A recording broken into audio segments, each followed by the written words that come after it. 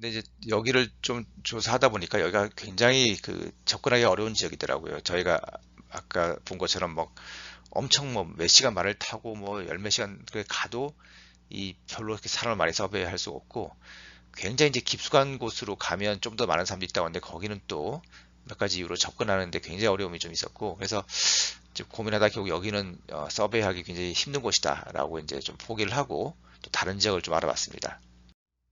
그래서 몇 군데를 더 이제 서베이를 했습니다. 2003년에는 주로 이제 파일럿 스터디를 했는데요. 여기는 비교적 그 울란바토르에 좀 가깝기도 하고, 몽골에서 가장 이제 많은 그 비율을 차지하는 할라족과 우랑하이라고, 그 우리말로 그 오랑캐가 거기서 나왔다는 설이 있더라고요. 그 우랑하이족 사람들이 사는 곳이었고, 그다음에 이쪽 동쪽 굉장히 끝쪽에는 그 부리아트라고, 이 부리아트 쪽도 역시 이렇게 러시아랑 이 동북부, 아시 동북부 지역에 이제 걸쳐 사는 사람들인데, 뭐 우리나라의 부여와 관련이 있다는 얘기도 있고, 그러니까 한국 사람들과 굉장히 여러 가지 또 비슷한 점이 있다는 그런 특성이 있는 사람들이었습니다. 그래서 이제 요런 세 군데를 이제 첫해 이제 서베이를 하고 요런 그 특성들을 좀 비교했었습니다. 네, 그래서 이제 2004년부터 본격적으로 이제 대규모 서베이를 시작해서 2004년은 이 지역에서 한 2,000명 이상의 이제 샘플링을 하고 서베이를 했었고, 그다음에 2006년에는 이 지역을 가서 여기서 또 한 2,000명 이상 서베이를 하는 식으로 이제 스터디를 했습니다. 그 2004년 서베이에서 저희가 했던 샘플 중에서 이제 일부 샘플로 그린 가계도인데요. 그러니까 제가 물론 설문을 해서 가계도를 조사하기도 하고, 또 실제로 그 이제 지노타이핑을 하면 실제로 정말 뭐 아들인지 뭐 형제인지가 또 구별이 되니까 그 지노 타이핑까지도 확인한 그런 가계도입니다. 보면 705명이 이렇게 다 연결이 되는 하나의 가계로 묶이는 걸 알 수 있습니다. 물론 이제 이게 이렇게 길쭉한, 그러니까 뭐 3대, 4대, 5대 이렇게 하는 건 아니고 대개 이제 3대는 4대 정도이긴 하지만 옆으로 연결되는, 또 이 사람이 4촌이고 이 사람이 또 5촌, 뭐 6촌이고 이런 식으로 해가지고 옆으로 연결돼서 705명이 그냥 하나로 여기는 굉장히 어마어마한 거대한 가게라는 걸 이제 알 수 있는 거죠. 이런 식으로 큰 가게들이 여러 개 있었습니다. 피노타입은 저희가 잴 수 있는 건 웬만한 건 다 재자. 그래서 특히 이제 좀 가볍게 들고 다닐 수 있는 거, 뭐 심전도 기기라든가, 뭐 고밀도기처럼 이렇게 들고 다닐 수 있는 거 들고 가서 재고, 그러니까 아주 엄청난 큰 장비가 필요한 거 아닌 건 다 이제 제가 들고 가서 재고, 또 이제 체열도 하고 이렇게 왔죠. 근데 사실 이제 문제가 여기가 다 전기가 안 들어오는 지역이기 때문에 이제 발전기 막 가지고 다니고 이러면서 이제 이렇게 샘플링을 하고 이제 냉장 보관을 하고 이렇게 해서 왔었습니다. 그래서 이제 샘플을 모으고 뭐 그거를 이제 가계도를 정리하고 이런 데마다 엄청난 시간이 걸렸고, 그다음에 이제 처음엔 주로 STR 마커를 사용해서 링키지 어널리시스를 했습니다. 제가 뭐 측정은 대부분 다 해봤는데요. 예를 들어서 이건 키를 가지고 한 링키지 어널리시스 결과입니다. 키도 뭐 그냥 전체 키, 앉은 키 이런 거 다 쟀고, 보면 이게 어, 이 로드 스코어가 한 3 정도, 3 이상인 그런 음, 피크가 뭐 그럼 14번, 17번, 그것도 이제 피노타입마다 좀 다르게 나오는 걸 알 수가 있습니다. 그 뼈가 성장하는 데는 두 가지 패턴이 있다고 되어 있죠. 이렇게 롱지튜디널 그로스, 길이가 길어지는 거랑, 그 다음에 이렇게 이제 다이아미터가 커지는 거랑 두 가지 성장 패턴이 있는데요. 일반적으로 키나 앉은 키나 발 길이 같은 경우는 두 가지 팩터의 크로스 영향을 다 영향을 받고요. 이 로어렉 랭스, 그러니까 이 티비아 쪽이죠. 그러니까 이 무릎 아래 이 종아리 쪽의 길이는 롱지튜디널 크로스 영향을 많은 영향을 받는 걸로 되어 있습니다. 그래서 보면 9.14는 모든 종류의 하이트와 다 일정의 이렇게 에서 피크를 보이는데, 그럼 17번 같은 경우는 로어렉 랭스를 뺀 나머지 세 종류에서 뭔가 피크를 보이는 것을 알 수 있습니다. 비만에 대해서 이제 BMI랑 그 허리둘레 가지고 했을 때 크로존 10번에서 링키지 피크가 나온 걸 알 수 있었고요. 이건 안압을 가지고 연구한 건데, 여기 크로존 5번의 요 지역에 로드 스코어 한 2를 살짝 넘는 피크가 보이죠. 근데 재밌는 건 이게 기존 다른 연구에서 발표됐던 자리와 거의 일치한다는 거죠. 이제 이런 게 이렇게 쌓이면 쌓일수록 이 자리에 실제로 안압 유전자가 있을 가능성이 높은 겁니다. 이건 혈액의 그 생화 수치를 가지고 키드니 펑션, 그러니까 그 GFR, 글로메룰라 필터 레이스라고 하는 이 GFR을 추정한 eGFR 값을 이제 계산하고요. 그 eGFR 값으로 링키지 어나리시스 한 겁니다. 이렇게 보면 그럼 좀 9번하고 15번에 9번하고 15번에 로드 스코어가 2하고 3 사이에 어떤 값을 가진 피크가 두 개 있는 걸 알 수 있었습니다. 이제 나중엔 저희가 몇 가지 그 마이크로레이를 이용해서 S&P 마크로 그 어솔레이션 스터디도 했습니다. 그래서 LD 매핑을 해보면 이 아까 크로모점 9번하고 15번에 9번의 경우에는 요 FRMD3 지역을 중심으로 굉장히 p-밸류가 높은 스닙들이 발견됐고, 그 다음에 이 그럼 15번 같은 경우는 SLC30A4 리전에 가장 p-밸류가 높은 피크가 이제 보인 거를 이제 보고한 바 있습니다. 제가 몽골에 가서 이렇게 제일 쉬운 걸 다 재우자고 했을 때 계속 고민이 뭘 더 추가할 수 있을까? 그러니까 필로타입 하나만 추가하면 또 다른 또 데이터 내지 논문이 나올 수 있으니까 그렇게 돈 안 들이고 추가할 수 있는 필로타입이 뭘까를 맨날 고민했었는데요. 그 중에 하나가 얼굴 모양. 그러니까 얼굴은 부모를 닮지 않습니까? 그리고 생각해보면 일란성 쌍둥이가 얼굴이 똑같이 생겼잖아요. 거의 똑같이 생겼잖아요. 일란성 쌍둥이는 좀 다르게 생겼고 그게 모노자이고트와 다이조트 트윈 사이에 모노자이고트가 훨씬 더 얼굴이 똑같다. 그러니까 그 얘기는 굉장히 지네틱하다는 얘기죠. 그래서 얼굴 모양이 지네틱하다는 거는 이제 다 알려진 사실인데, 그럼 얼굴 모양이 이 닮는 데는 어떤 유전자가 관여되는가, 이제 그거를 한번 알아보고 싶었습니다. 그래서 참여자들의 이제 사진을 다 찍은 다음에 앞모습, 옆모습 사진을 찍고 얼굴의 중요한 포인트에다 다 점을 찍고 이걸 가지고 이제 척도를 이용해서 다 길이를 각 점들 사이 길이를 계산했습니다. 이런 식으로 특정 포인트와 특정 포인트 사이의 길이들을 다 이제 측정을 했고요. 그걸로 헤리티빌리티도 계산해보고 또 역시 링키지도 해봤습니다. 예를 들어서 굉장히 헤리티빌리티가 높은 피노타입들이 이렇게 있는 거죠. 예를 들어서 이거는 그 눈과 눈 사이의 거리라든가 뭐 이런 것들이 이제 굉장히 헤리티빌리티가 높은 것을 알 수 있습니다. 전체 얼굴의 길이에 관련된 수치로 링키지를 했을 때 크로모점 21번, 눈과 눈 사이의 거리를 가지고 했을 때 크로모점 4번에서 링키지에서 피크가 나온 걸 알 수 있었습니다. 마지막으로 저희가 좀 재밌게 했던 예를 하나 이제 소개해드리고 이제 마치려고 하는데요. 매번 제가 아이디어 회의를 하던 중에 저희 연구 이제 참여한 분 중에 한 분이 음치 유전자를 찾아보자 이런 아이디어를 냈어요. 그래서 음치가 과연 유전이 되나? 뭐 이제 이거부터 일단 그 고민이 되기도 시작했고, 또 과연 또 음치를 어떻게 잘 거냐? 뭐 노래방 기기를 가져가서 노래방 점수로 유전학을 할 거냐? 뭐 여러 가지 뭐 농담 같은 얘기들이 나왔습니다만, 실제로 이제 음악을 이렇게 듣고 프로세싱하는 거와 관련해서 또 굉장히 많은 연구들이 되어 있기도 했었습니다.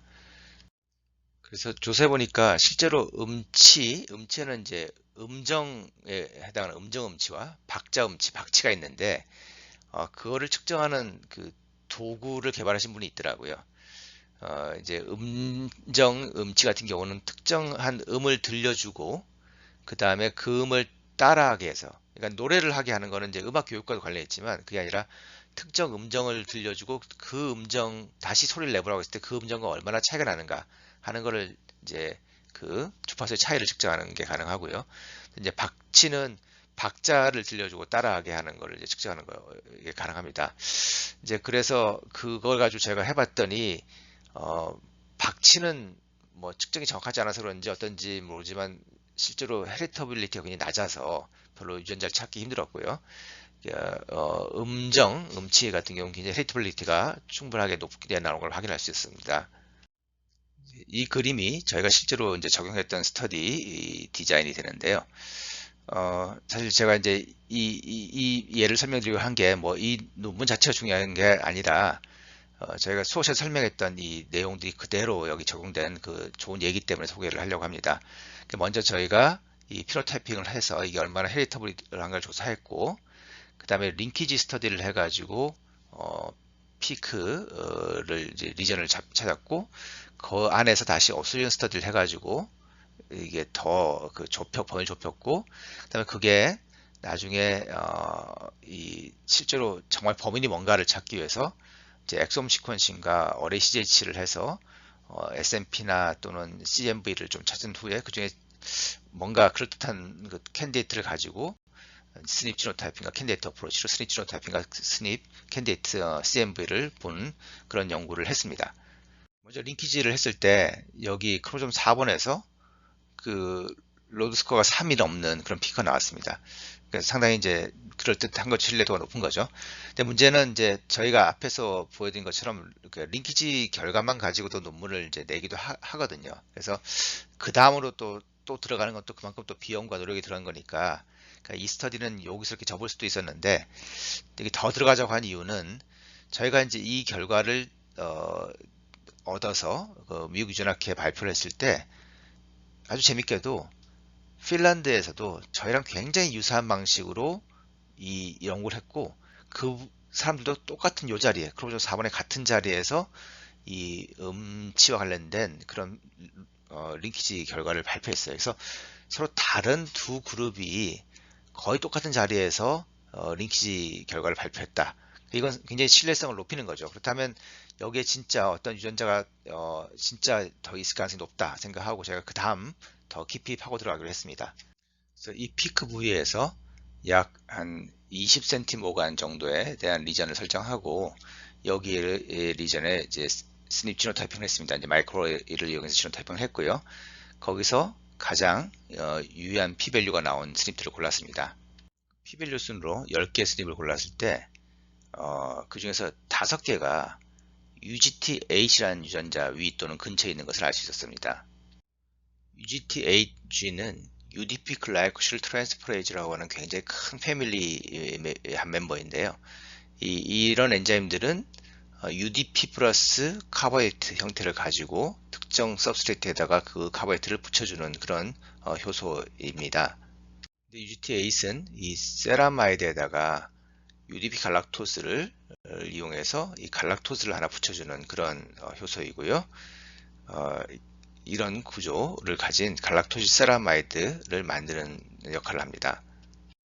이 생성 물질인 갈락토세라브로사이드들은 이 CNS나 PNS, 우리 신경계에서 마이엘린 멤브레인을 구성하는 아주 중요한 스핑고리피드의 한 종류이고요. 실제로 UGT8의 발현 레벨을 보면 브레인에서 굉장히 높은 발현 레벨을 보이고 주로 그 외에 다른 여러 가지 브레인 티슈나 너브셀에서 높은 발현을 보이는 것을 알 수 있습니다. 어떤 음정을 듣고 이렇게 그대로 따라 그 음정을 따라서 한다는 게 굉장히 고도의 뉴럴로직 액티비티를 필요로 한다는 거를 생각해 보면 UGT8이 이 신경 신호 전달에 굉장히 중요한 역할을 하는 마일린시스의 중요한 구성 성분을 만드는 데 필요하다. 이게 충분히 말이 된다고 저는 생각을 했습니다. 저희가 이 어스리언 스터디에서 찾았던 탑 스닙들은 전부 다 넌코딩 리전이 있었습니다.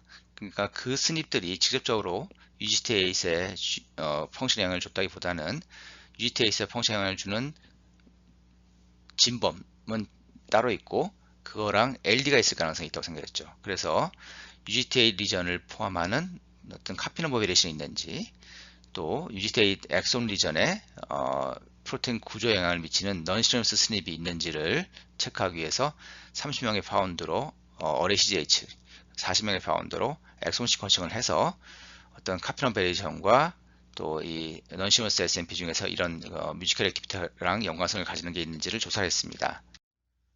그랬더니 이 CMV 중에서는 이 UGT8의 업스트림 리전에 한 약 이 정도 길이의 크기의 카피 넘버 로스가 하나 있었고요. 그 다음에 그 엑손 시퀀싱에서는 226번의 프롤린이 루신으로 바뀌는 넌시노 스닙이 있었는데 이것들이 가장 유력해 보였습니다. 그래서 이것들이 혹시 진짜 범인인가를 확인하기 위해서 더 많은 숫자의 사람을 대상으로 캔디데이트 베리에이션 지노타이핑을 했습니다. 그렇게 해서 해봤더니 특히 이 SNP가 p-밸류가 10안에서 17승 정도 될 정도로 굉장히 유의한 어소시션을 보이는 것을 확인할 수 있었습니다.